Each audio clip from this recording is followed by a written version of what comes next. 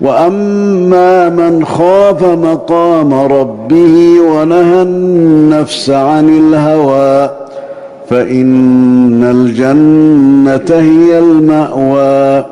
يسألونك عن الساعة أيان مرساها فيم أنت من ذكراها إلى ربك منتهاها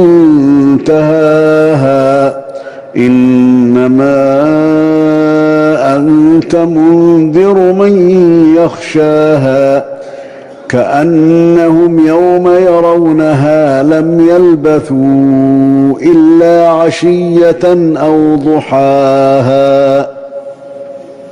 الله أكبر. الله أكبر.